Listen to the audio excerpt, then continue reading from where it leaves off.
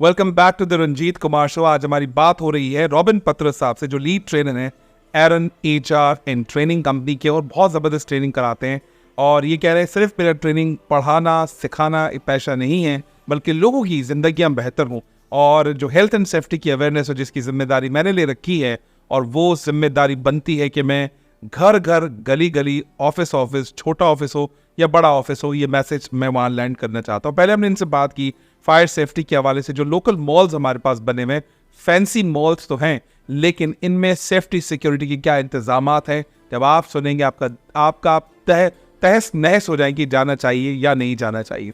दुकानें बनी हुई हैं, घर बने हुए हैं, और घरों के नीचे एक पराठा पकाने वाला जिसको आप मज़े मज़े से फ्रेंच फ्राइज खाते हैं, और वो रेजिडेंशियल बिल्डिंग के नीचे वो एलपीजी गैस यूज़ कर रहा है। क्या ये कौन इजाज़त देता है इनको? क्या ये लीगली राइट है या नहीं है? इस पर हमने लंबी सी बात की है। अब हम बात करेंगे general safety and security awareness while on the move on the road, situational awareness के हवाले से। सर, ये रोड सेफ्टी क्या होती है? क्या आप रोड सेफ्टी घूमने की बात कर रहे हैं, बाइक चलाने की बात कर रहे हैं, गाड़ी चलाने की बात कर रहे हैं, या फिर बस रोड सेफ्टी है कि बस लोगों को देखिए कैसे काम कर रहे हैं? क्या कहना चाहते हैं इसको? अगर मैं आपका फर्स्ट पार्ट तक क्वेश्चन का situational awareness, situational awareness is something that you are aware of your surroundings. अब सिचुएशनल अवेयरनेस में आप अपने आप को सेफ भी कर रहे हैं और सिक्योर भी कर रहे हैं। नाउडेज एक कल्चर है, और वो कल्चर ये है कि मैं ऑफिस से निकल के भी ऑफिस में ही होता हूँ, कि गाड़ी में बैठ के भी मैं कई ईमेल्स देख रहा होता हूँ, कई मैसेजेस देख रहा होता हूँ, तो वो अचानक से कोई एक साहब आते हैं, वो कहते हैं कि ये आपका मोबाइल था, आपकी ये मेरी अमानत थी, आपसे लेने।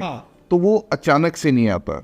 People watch you for a purpose, they are watching you for a purpose. तो चाहे सेफ्टी है या सिक्योरिटी है, situational awareness is the backbone. अगर मैं एक ऑफिस की बात करूं, और जो हमारा पिछला टॉपिक था सेफ्टी, तो एक ऑफिस में अगर आग लगी या शॉर्ट सर्किट हुआ, तो वो एक दिन हादसा होता चंद सेकंड के लिए, वो हादसा आपकी ज़िंदगी शायद हमेशा के लिए तब्दील भी कर सकता है, या शायद आप इस दुनिया से भी चले जाए। लेकिन प्रॉब्लम क्या है, वो जो बंदे को सिचुएशनली अवेयर होना है कि वो चंद चीज़ें आपको मिल रही होंगी इशारों के तौर पे कि अब हादसा हो सकता है, but there is a culture of non reporting कि मेरा काम नहीं है। अगर ये फायर एक्सटिंग्विशर लीक हो रहा है, किसी ने उसमें च्युइंगम डाल दिया आगे होज में, या शॉर्ट वायर पानी में से जा रही है, या वायर कहीं से ख़राब थी और स्पार्क हो रहा था, नहीं, ये एडमिन का काम है, ये सेफ्टी वाले का काम है। इसी तरह अगर मैं सिक्योरिटी की बात करूँ, बहुत सारी फीमेल्स जब स्टाफ वैन में जा रही होती तो वो फ़ोन निकालेंगी, हैंड फ्री निकालेंगी, गाने लगा लेंगी। बिल्कुल सही। अब जब आप गाने में खो जाएंगे तो फिर आपको नहीं पता कि आपके इर्द गिर्द कौन बाइक पे घूम रहा है और किस नज़र से आपको देख रहा है। इसी तरह जब हम रोड सेफ्टी की बात करें, तो नॉर्मली बाइक पे भी बंदा, कई लोगों ने हेलमेट के अंदर ही फ़ोन फंसाया होता है। सही। तो मेंटली, हाँ, हम रोड पे है ही नहीं। मेंटली आप आंखें तो देख रही हैं, पर दिमाग आपका कहाँ है? कहीं और है, मतलब या तो गानों में या तो फोन पे लगा। मतलब बेगम की कॉल आ गई तो फिर आलू प्याज में। बिल्कुल। तो वो जो मेंटली ना प्रेजेंट होना है, उसकी वजह से हादसा हो। दूसरा वो जो हम गाड़ी में वो लगा देते हैं भाई, ब्लूटूथ कॉन्टेक्ट चल रहे हैं, बातें चल रही हैं। मुझे ऐसा लगता है कि यानी कि या तो फिर ये सिस्टम ही नहीं होना चाहिए। आजकल मैंने गाड़ी में देखा है, वो स्मोक वाला जो ऑप्शन होता है वो बहुत सारी गाड़ी में नहीं है।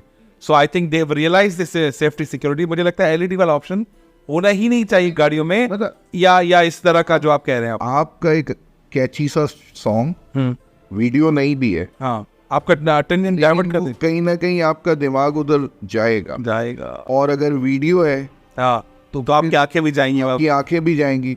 तो अगर मैं रोड सेफ्टी की बात करूं, तो आंखें और दिमाग एक साथ काम करेंगे। आंखें तो देख रही हैं, लेकिन आंखों ने मैसेज देना है दिमाग को, तो दिमाग कहीं और है, और उस दिमाग ने मैसेज देना है कि अब स्पीड कम होगी या ज़्यादा होगी। तो situational awareness, either it's security, either it's safety, is the backbone. Absolutely, yes, absolutely. To be very honest, agree. So दूसरा सवाल आपसे है, how can drivers improve their situational awareness while behind the wheel? ये क्या माजरा है?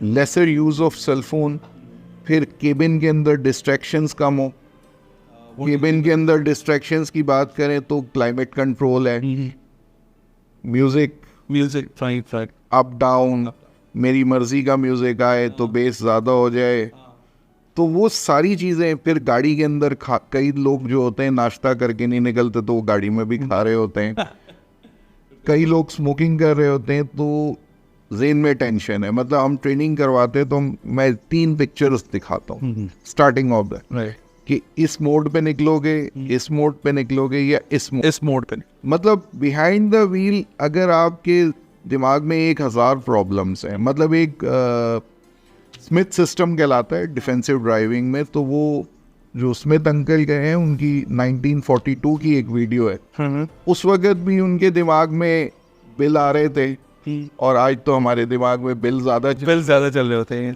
तो लेकिन अगर आप इस चीज़ को जेन पे रख के बिहाइंड द बार, अगर मैं बात करूं बिहाइंड द बार की, जब हम बात करते हैं तो बिहाइंड मोटरसाइकिल की बात करते हैं या बिहाइंड द व्हील, आप दोनों सूरतों में जब आपका माइंड डिस्ट्रैक्टेड है, माइंड डिस्ट्रैक्टेड हो या आपके हाथ पैर चल रहे हो, अंदर सिगरेट ढूंढ रहे हैं, अंदर आप कुछ खाने के लिए निकाल रहे हैं, तो वो जो डिस्ट्रैक्शन है, मतलब आप अगर खुद इसको एक्सपीरियंस करना चाहते हैं, राइट, सिर्फ 2 सेकंड के लिए रोड से नजरें हटाएं और उसके बाद देखें कि वो जो अंदर की फीलिंग है, हम पैनिक हो जाते हैं। और जो बात पहले मैंने की कि सेफ्टी हमारी प्रायोरिटी नहीं है, साल में एक ट्रेनिंग है, मैंडेटरी है, करवा लो, अटेंडेंस शीट हो जाए, फाइल कर लो, हमारी KPIs मीट हो गई। तो वो जब पैनिक होना वजह ये होती है कि जब वो चीज़ मेरी प्रायोरिटी नहीं है, तो मुझे पता है कि बस सही है, ट्रेनिंग हो गई है, हाँ। तो जब हादसा होगा तो आप पैनिक होंगे, क्योंकि प्रैक्टिस में तो है ही नहीं चीज। वो आपकी रैम पे नहीं है, माइंड की रैम पे नहीं है,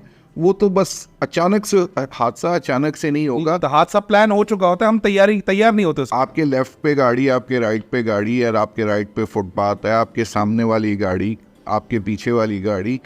तो कई दफ़ा क्या होता है कि जब आप माइंड एग्जॉस्टेड है, ऑफिस से निकले, सारा दिन के टास्क, फिर आप गाड़ी में बैठ के जो है अपनी कॉल्स चेक करेंगे, कितनी मिस कॉल्स आई हैं, कितने मैसेजेस आए। आजकल तो लोग व्हाट्सएप चेक करेंगे और सोशल मीडिया चलाएंगे, वो मोबाइल पे लिखेंगे कॉल्स। तो वो जो शुरू में बात आपसे की थी, जो प्रायोरिटी है हमारी, वो कुछ और है। बिल्कुल सही। सो आई थिंक जो हेल्थ एंड सेफ्टी है, यानी कि जो सिचुएशनल अवेयरनेस, रोड सेफ्टी है, शायद हमारे प्रायोरिटी का हिस्सा नहीं। आखिरी क्वेश्चन सर, फिर अगले हम चैप्टर पे जाते हैं।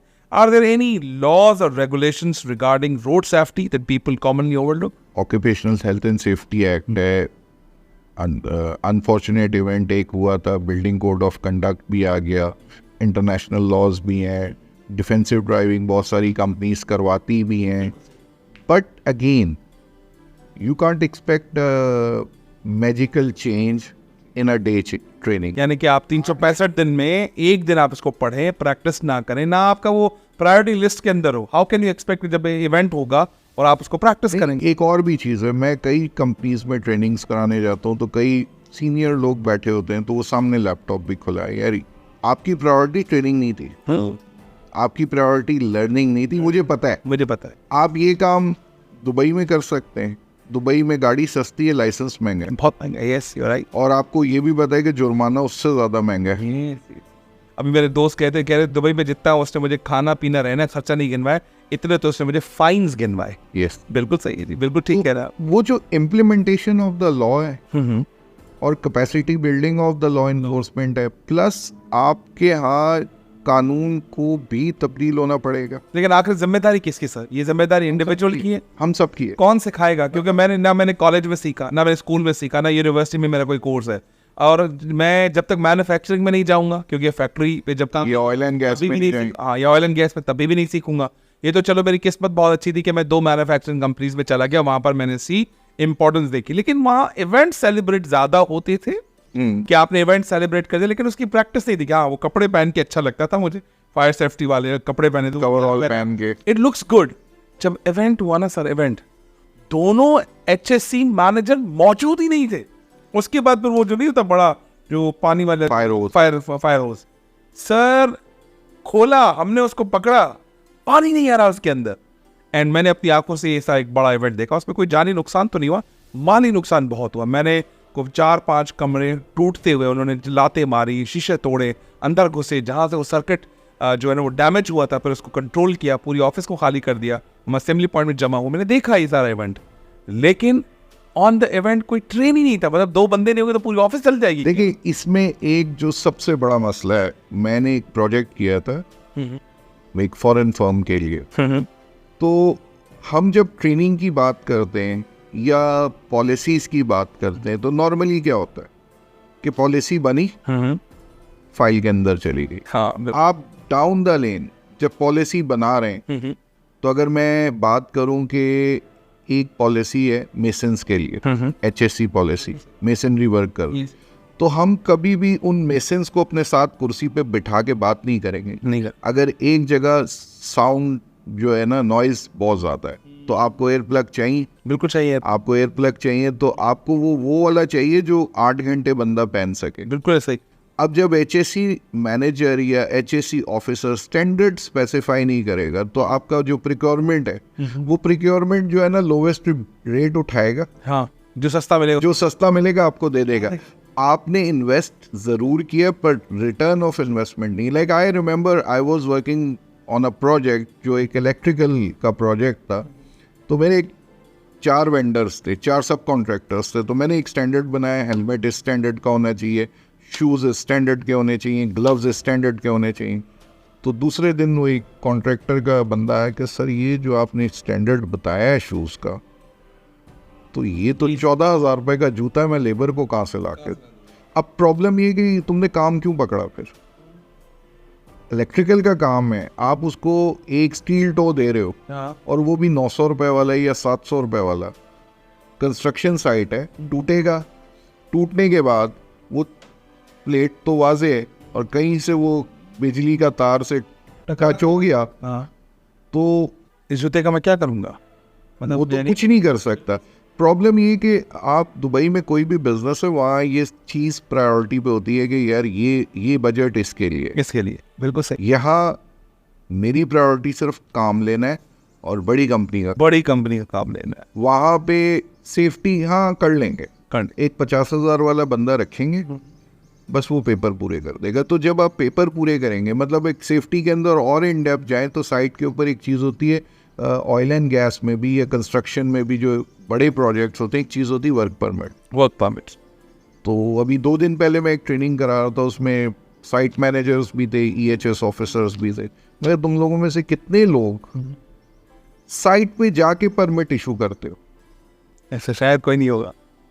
AC वाले कमरे से निकलना मई के महीने में पंजाब में या इंटीरियर सिंध में बड़ा मुश्किल है ये। फिर दूसरी चीज़, आपने PPEs दी हैं, लेबर है, उसका लेवल अगर वो होता है कि उसको पॉलिश भी करे, उसको साफ भी रखे, बिल्कुल सही, तो वो लेबर क्यों था? तो आप उसको 15 दिन में इंस्पेक्ट क्यों नहीं करते? आप उस पर जुर्माना डालें। तो बिल्कुल आपका भी तो इन्वेस्टमेंट है उस PPE में। जूता टूट गया, आपने उसको दूसरा दे। बिल्कुल सही। लेकिन फिर जब आप ऊपर डिमांड करते हैं कि मुझे ये वाला शूज चाहिए, तो स्टैंडर्ड भी तो लिखें। एब्सोल्युटली। ये ऑल इन ऑल सबकी जिम्मेदारी, टॉप टू मैनेजमेंट, इंडिविजुअल, सबकी जिम्मेदारी। ट्रेनिंग की बात आती है, हम सेफ्टी की अगर बात करें तो पाकिस्तान में डंडा कल्चर है। बिल्कुल सही। हालांकि दुनिया में सन 2000 के अंदर बिहेवियर बेस्ड सेफ्टी इंट्रोड्यूस हुआ था, शायद उससे भी पहले। बिल्कुल ऐसा ही। तो आप बिहेवियरल चेंज लेके आते हैं, लेकिन प्यार से।